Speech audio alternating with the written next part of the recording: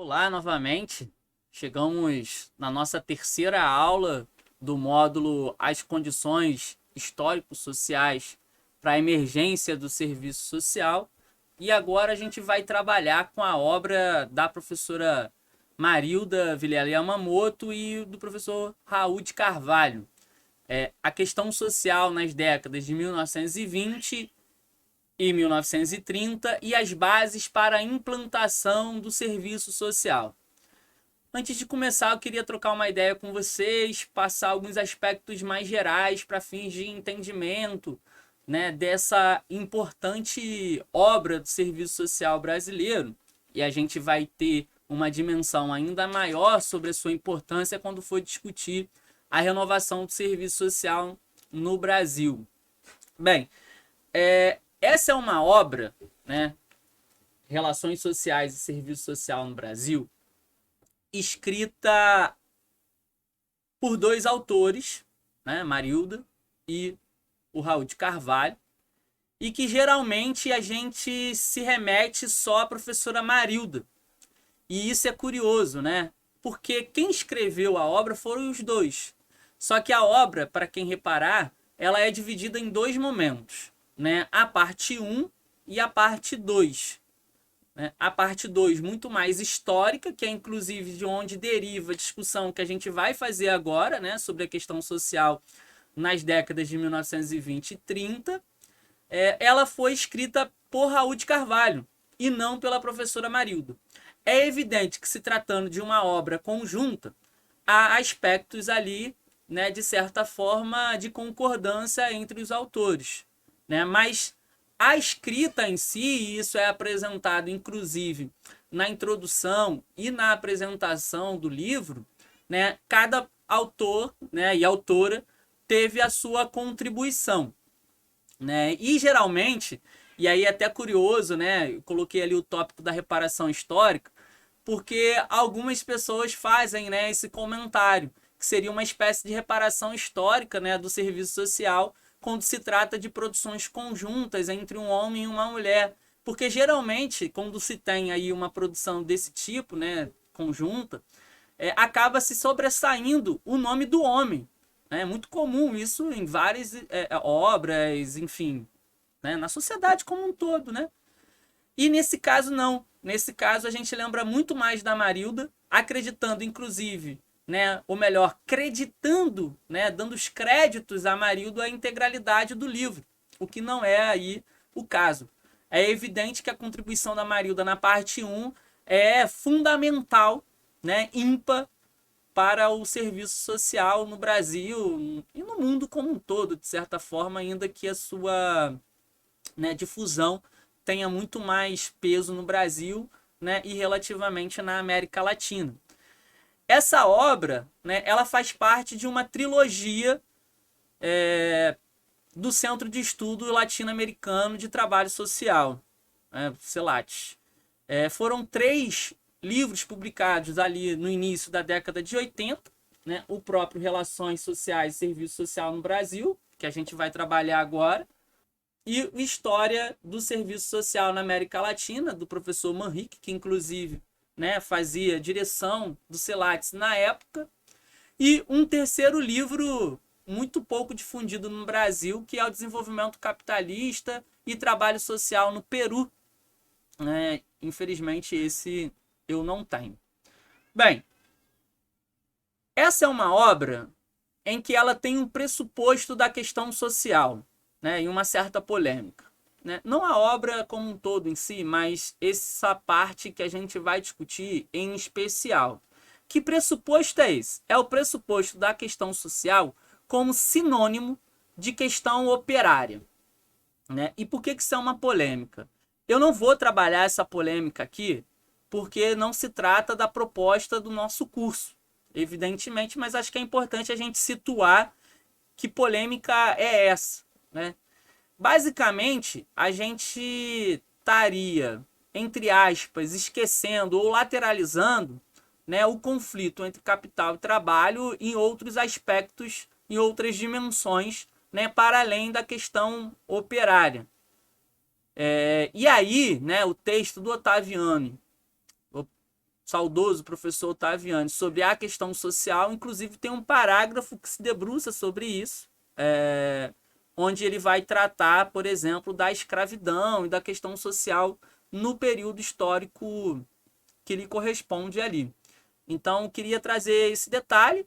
Evidentemente, é uma polêmica que se tem aí no seio dos marxistas brasileiros, enfim, que é compreender essa questão social para além dessa década de 1920 e 1930 e como sinônimo de questão operária.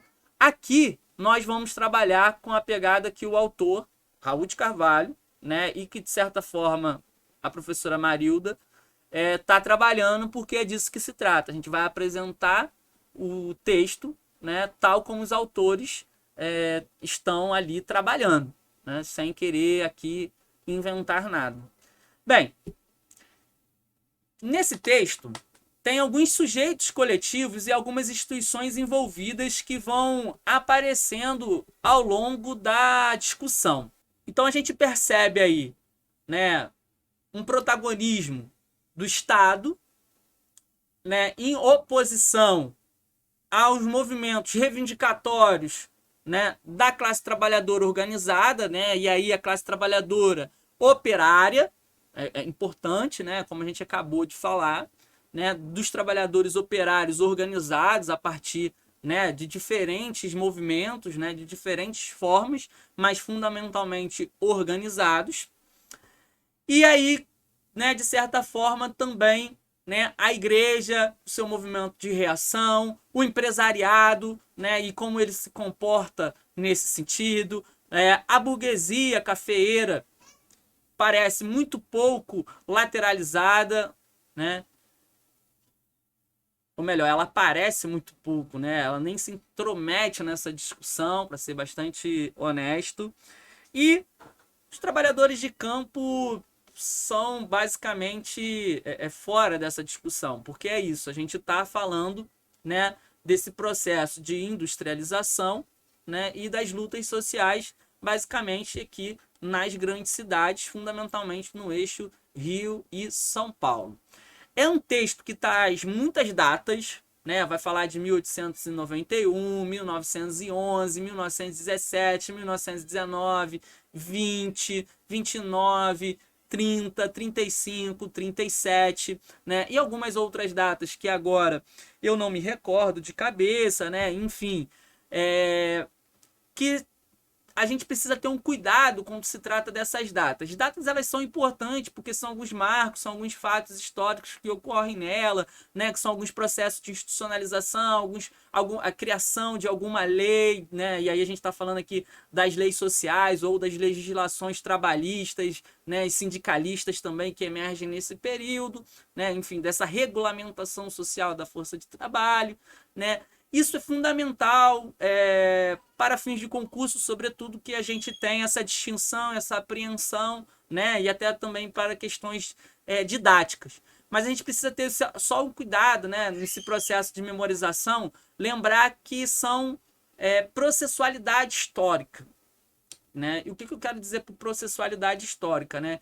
Que a história, ela não é necessariamente linear, evolutiva, né? Ela também não é um aglutinador de fatos e de meras datas, né? Como se tivesse estanques de determinações, né? De processos de lutas e afins, muito pelo contrário, né?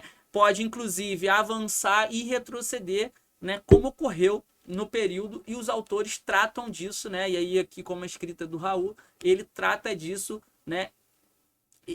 Redacionalmente, vamos dizer assim. Bem, como a gente também tem tentado fazer aqui no nosso curso, de relacionar, né, alguns textos com alguns filmes, né, enfim, músicas e afins. Queria sugerir aqui para vocês, né, 2 filmes, né, e a aula bônus que está posterior dessa. Bem, o filme Tempos Modernos, né, e aí é um clássico para a gente poder entender esse processo de industrialização, as condições e as relações de trabalho, né, os movimentos reivindicatórios, né, é um clássico também para a gente entender, né, a forma de gestão, né, de padronização dos processos de trabalho, né, sobre a administração, daquilo que se convencionou chamar de Fordismo. Então seria um filme para a gente poder assistir, ele está disponível aqui no curso, né? E um outro filme que vai trabalhar mais ou menos o mesmo período histórico, mas em diferentes cidades, né? Ele ocorre pelo menos em 3 países diferentes, inclusive, que é o filme da Olga Benário, militante comunista, né? Que nasceu na Alemanha, né? Que foi exilada para a Rússia, né, precisamente em Moscou, depois vem para o Brasil junto com Luiz Carlos Prestes para poder fazer o movimento da intentona comunista ali em 1935, que é o período que a gente também está estudando, uma vez que a gente está falando da década de 1930, né? E aí 35, um ano antes, né, da primeira criação da Escola de Serviço Social, que ocorre em 1936. Bem, por que é interessante ver esse filme, né? Apesar de toda a pegada, né, um pouco romântica, inclusive, do filme, né, ele traz pra gente alguns elementos históricos, um pouco, né, dos conflitos que estavam ali envolvendo capital e trabalho no mesmo tempo histórico que a gente está aqui querendo discutir. O bônus que eu estava comentando com vocês é um bônus de uma historiadora que ela vai trazer para a gente, a partir de fotografias da época, né, principalmente ali entre 25 e 38, alguns elementos, né, de como que o Estado, né, e de como que a classe trabalhadora organizada ali, os operários, né, eles estavam se confrontando e como que isso foi registrado a partir de fotografias, né? Então é uma pegada bem interessante para vocês terem uma ideia visual, né, do que a gente vai estar fazendo aqui de discussão teórica.